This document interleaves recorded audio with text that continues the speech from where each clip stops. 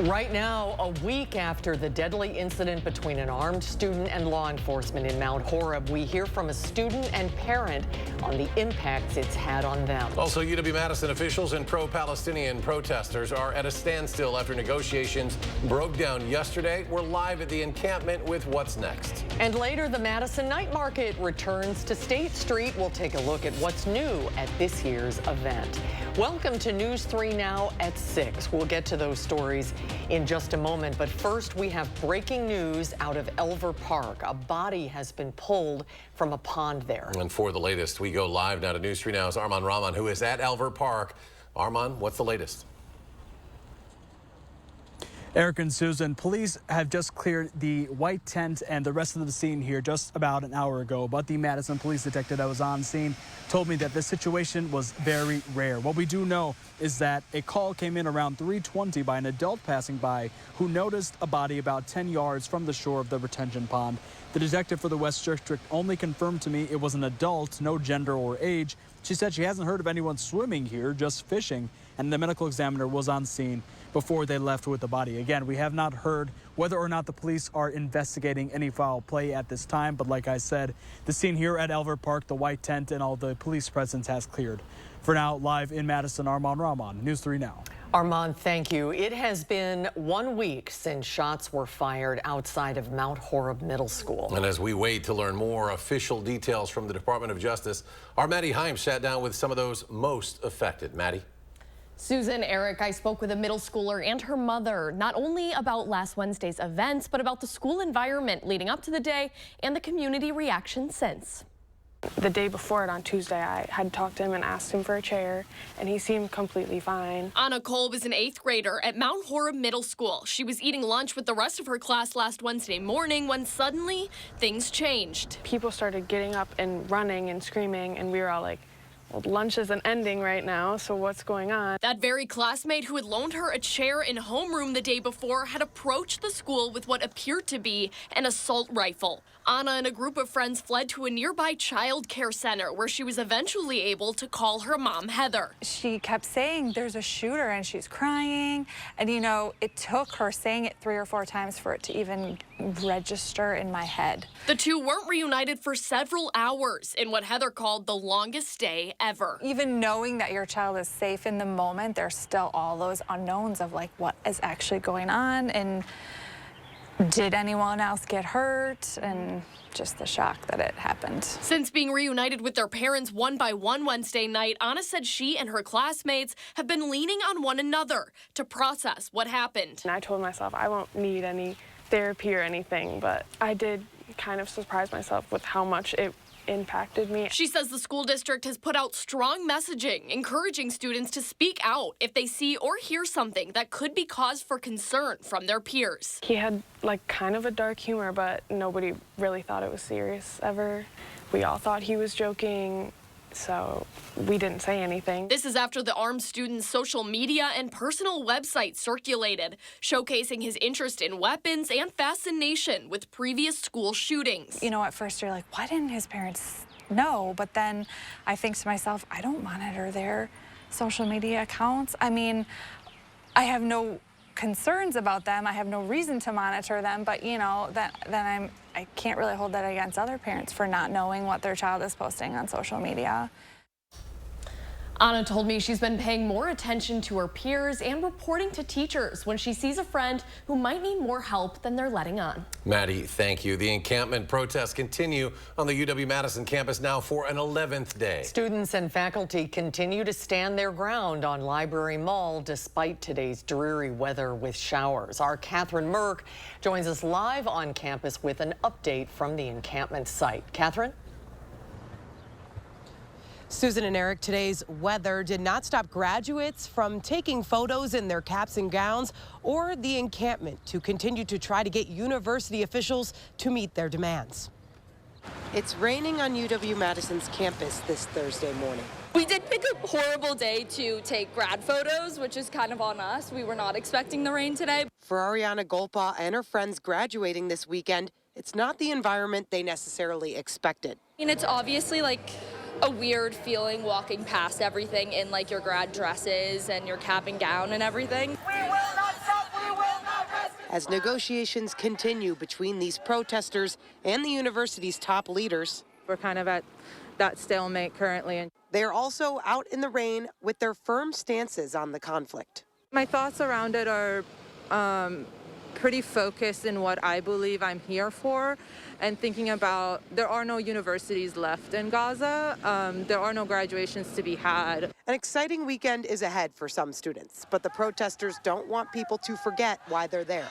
We definitely want our students to be able to celebrate, but we also want every student to be able to celebrate, and that includes students in Gaza who can no longer have an education.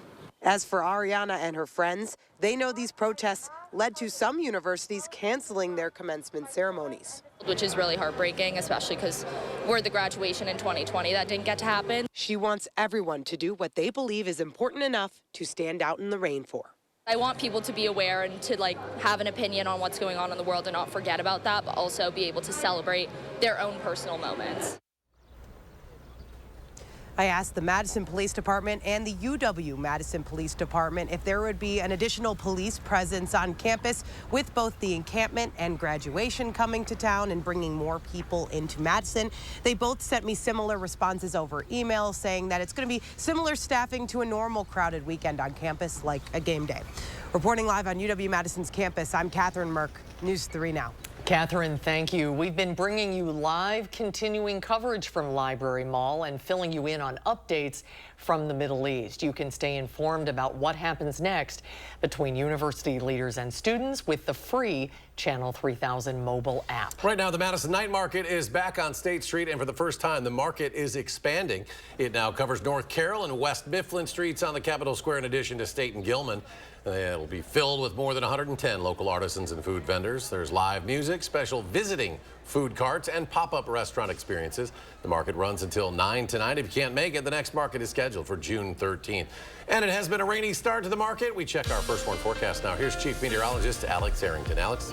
Eric, it has been a rainy day for much of southern Wisconsin. Not all of southern Wisconsin. Areas north of the Dells really did not see much in the way of any precipitation, which I was mentioning last night. But the rest of southern Wisconsin saw quite a bit. Let's take a look right now. Doppler 3000, just a few isolated showers over towards Mount Horeb, the south and west towards Perry. You might get a sprinkle, you might get a shower yet tonight.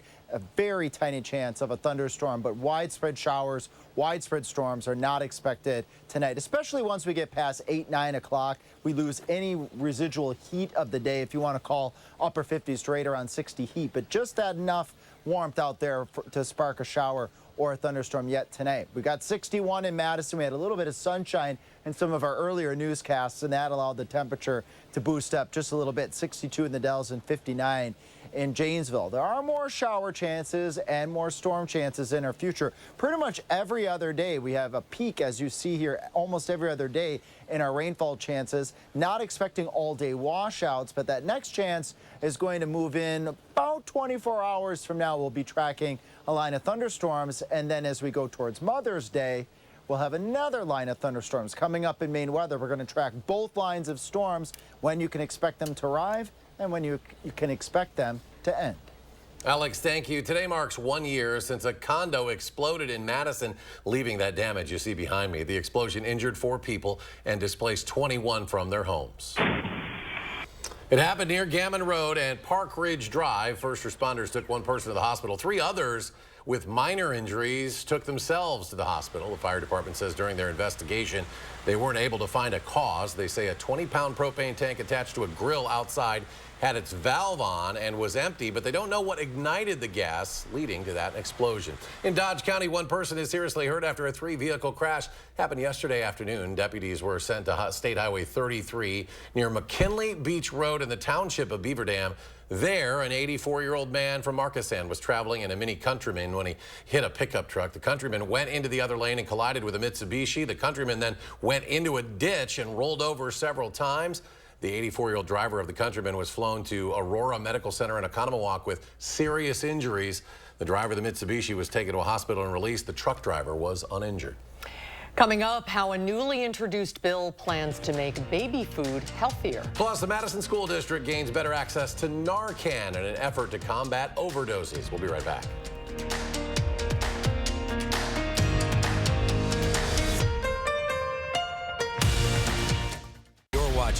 News 3 Now at 6. Brought to you by Gruber Law Offices. A truck crash can be life-changing. If you've been injured, call Gruber Law Offices. We have a powerful team with the knowledge, resources, and history of results you'll need. Gruber Law Offices. One call, that's all. Get solar and get saving with Olson Solar Energy in the Madison area. When you're talking to someone and you call someone at Olson Solar, it's not someone in Utah, it's not someone in California, it is someone local right here. By doing that, we control the entire process. So we control the project management, we control the design, we control the installation, the electric, the hookup, permitting, and that really sets us apart. Stop into our location near you. Learn more at olsonsolarenergy.com or give us a call. No question, I want to spend these months at home with hospice care from A Grace so I can be with my dog and my grandkids and their laughter. A Grace, caring every step of the way. This 120-year-old building holds the most beautiful bicycle store in the world, Machinery Row Bicycles. Machinery Row Bicycles has Wisconsin's largest selection of Trek Bike Path bikes, Trek Kids, and Trek Road bicycles. New Trek mountain bikes will start under $390. Hundreds of accessories include free installation, free adjustments, kickstands, and quality service are all included in your Machinery Row Trek bicycle. So many fun things to look at and bicycles to test ride on the bicycle path by the lake at Machinery Row Bicycles. Ride a chip. Don't worry, my cousin's got a guy. Right now, get 2-for-1 windows and no interest for 1 year. Hurry, call now. Call 866 for Feltco. Get help with consumer issues during Call for Action Week. Follow our team as they work to solve difficult cases for local residents and learn useful strategies to protect you and your money. Call for Action Week starts Monday on News 3 Now at 6. You're watching News 3 Now at 6. All 50 Madison Metropolitan School District schools are now equipped with a life-saving drug that can reverse the effects of an overdose in minutes. The district partnering with UW Health using Dane County funding to add Narcan to every AED box across every building in the district. It's an addition MMSD lead nurse coach Carrie Stampley says will benefit not just the staff and students who walk the halls, but also the community at large. Just like we stock epinephrine for allergy or anaphylaxis episodes, we also stock albuterol for asthma. We now also stock Narcan. Our schools are part of our larger community. And so if there is fentanyl or other opioids that are being distributed out in our community, we will see that in our schools. In 2022, more than 120 people died of opioid-related causes in Dane County. Since then, multiple organizations have made Narcan available for free in public places. Today, U.S. lawmakers are introducing a bill that aims to limit the amount of heavy metals found in baby food. The bill would direct the FDA to develop maximum allowable limits for toxic heavy metals found in baby food more broadly. The FDA would also set standards for testing of the final food products and have more authority to monitor these new standards. Yesterday, the CDC announced an update to its regulations for bringing dogs into the United States in an effort to cut down on rabies in the U.S. The agency will require all dogs to appear healthy upon arrival. Dogs must also be at least 6 months old, microchipped, and have a CDC dog import form filled out online 2 to 10 days before arrival. Officials add that more requirements may apply. The new rules will go into effect starting on August 1st. Still ahead, Forward Madison will be playing on national television next month where you'll be able to watch their match. Plus, potentially dangerous weather threatens the southeast and mid-Atlantic after another round of deadly storms in the Midwest. And should we expect any kind of storms over the weekend? Alex with his complete forecast after a short break.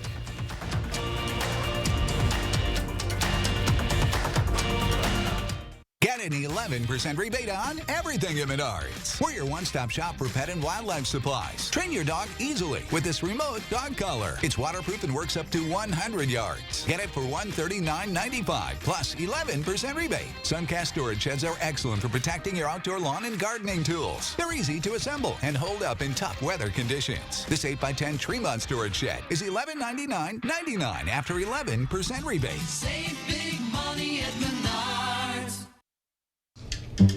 Dad, are you certain this is gonna work? Nothing to it. Are you for imprint certain? Certainty matters, like the certainty of 4imprint, your home for high-quality promotional gear, including exclusive items and brands they love. Printed perfectly and guaranteed to arrive on time. To wow your clients, nail your next event, or inspire your team, check out 4imprint.com. 4imprint, for certain. They are some of the hottest videos on social media. Those videos claiming to instantly get rid of bags under your eyes. Annette Figueroa is here to tell us why she says this one is for real. This one is for real, and what it does is it tightens and lifts the appearance of bags underneath your eyes. And not only does it work on the bags, it works on the appearance of crow's feet, fine lines, and wrinkles. Try it this Mother's Day for only $14.95. Plus, get free shipping. Visit plexidermtrial.com or call the number on your screen. My son, Nick, took illicit fentanyl, which cost him his life. And knowing that my son is never coming back is the worst thing that I will have to live with for the rest of my life. Tammy Baldwin's been with us every step of the way. She just got a major bill passed to really crack down on fentanyl. She doesn't just talk the talk, but she actually walks the walk. I cannot tell you how much we appreciate Tammy Baldwin fighting this fight. I'm Tammy Baldwin. I approve this message.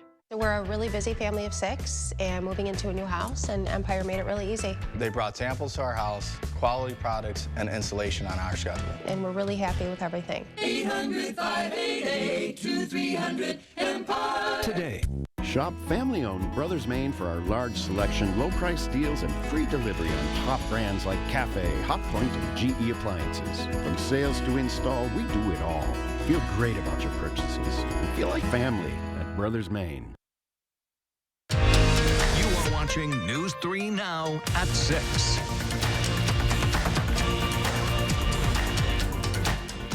More counties in more states woke up to widespread tornado damage as dangerous storms churned over parts of the Midwest into Tennessee yesterday. Laura Aguirre brings us more on this destructive, sometimes deadly weather cycle and when forecasters say it might finally ease up. Oh, there it goes. There it goes. Massive and fast-moving. This tornado churned through Columbia, Tennessee Wednesday evening as many motorists sheltered in cars nearby, tracking its direction. Lord, please spare us. A different state, a different storm, but a similar scary ordeal as a couple in Michigan rode out a twister in their SUV. Watched that tree fall. She told me to back up. I started backing up. More falling trees blocked their escape. Their home, handed down from the owner's grandmother, was completely flipped on its side and destroyed. I told her, I said, our house is gone. And I mean, it just kept hitting. For the past 14 days, tornadoes have been reported every day across multiple states in the central and southern U.S., leaving incredible paths of destruction. We had a tornado touchdown here in Murray County, approximately 2 miles wide. And exacting a tragic human toll. Tennessee officials confirmed Thursday morning that there were storm-related deaths and multiple injuries in their state, with searches ongoing. Other fatalities this week were reported in North Carolina and in Oklahoma. Forecasters say the violent storms are moving east toward the Atlantic, but could bring very large hail, high winds, and possibly more tornadoes to the southeast and mid-Atlantic as they go. I'm Laura Aguirre for News 3 Now. And already this afternoon, tornado watches have been reported in Texas, Alabama, Florida, and Georgia, according to the Storm Prediction Center. And Alex takes a look at what's going on really across the parts south of us as we got a weekend ahead of us. We hope for none of that, Alex. I'm shaking my head here looking at some of those videos. And when you look at this map behind me, these are the storm reports just over the course of the past 24 hours. Look at all of the dots out there. Blue, hail, red, tornadoes, orange, wind reports. Amazing number of reports of severe weather across our communities down towards the south in Tennessee and the deep south. So the First One Weather Team, we're thinking of you folks. Nothing like that here tonight across southern Wisconsin. I don't see anything like that in the near term, although we do have some storm chances that we'll be tracking as we go into your Friday evening. Just a couple showers, very isolated, left over across southern Wisconsin on radar 3000. Here in Dane County, one lone shower off to the east of Mount Horeb over towards Pine Bluff, but that's about it. Can expect maybe a shower or a thunderstorm tonight isolated chances, not expecting widespread precipitation. Good news is we got a little bit of sunshine. We're going for a high of 58. We got up to 62 at the airport, down to 61 out there now as the sun gets a little bit lower and a few more clouds have filled back in. But bonus, we got a little bit warmer today than forecasted because we had a bit more of that sunshine. Upper 50s to lower 60s in Dane County, and that's the same story across all of southern Wisconsin. A little cooler out towards Viroqua. You might have caught one of those sneaky little isolated showers yet this afternoon. A shower or thunderstorm not out of the question, but it dwindles as we head into the late evening hours. That's when we lose the rest of the remnants of what you want to call heat, which is the fuel for these showers and storms. Quiet overnight. We bottom out into the low 40s, and we're already up to near 60 degrees by the time we get closer to lunch on your Friday.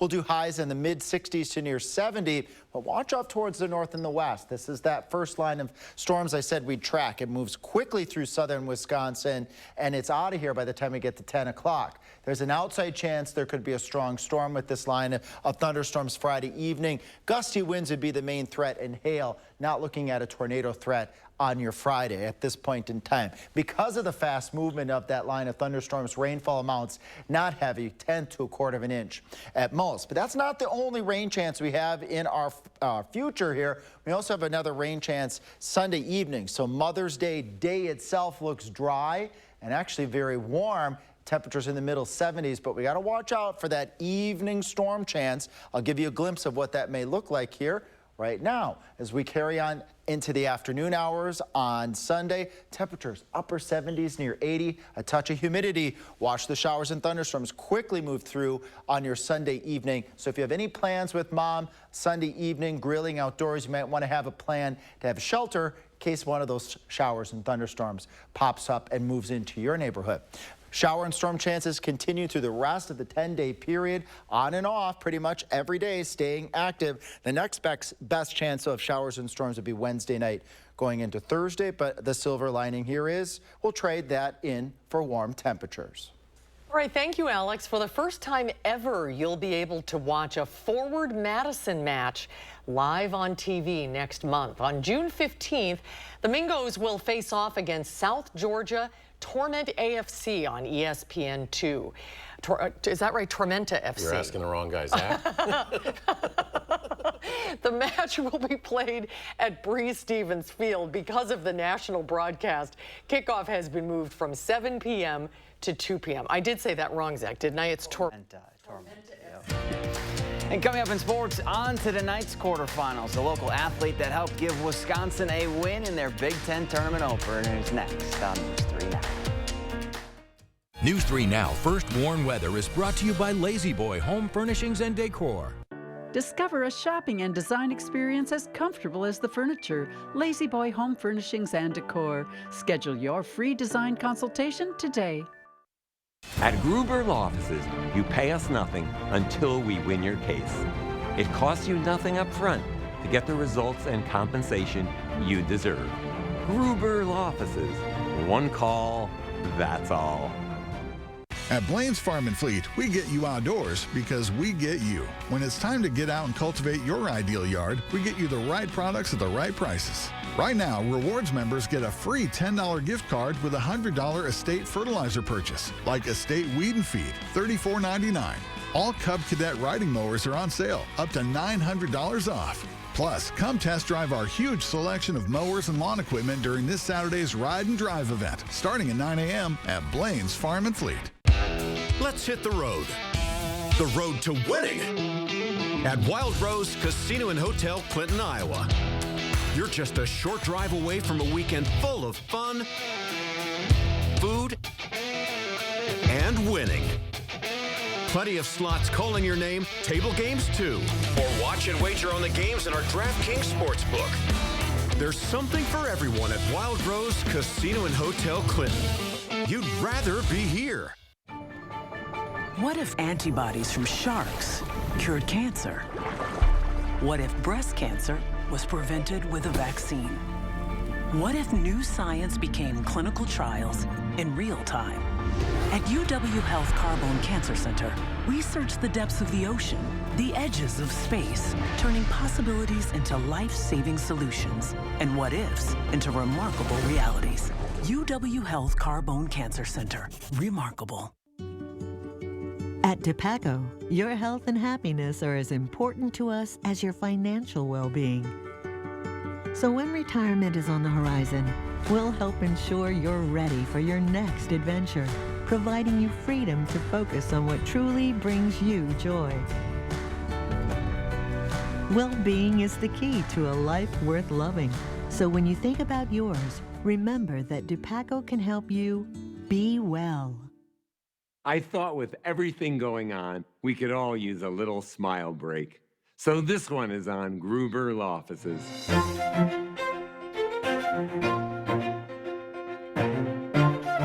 You're welcome.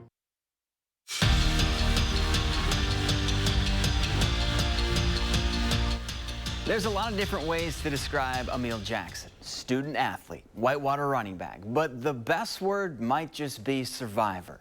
Jackson was diagnosed with leukemia in the spring of 2020. He went through chemotherapy and received a bone marrow transplant from his brother to not just beat the disease, but to come back and play football.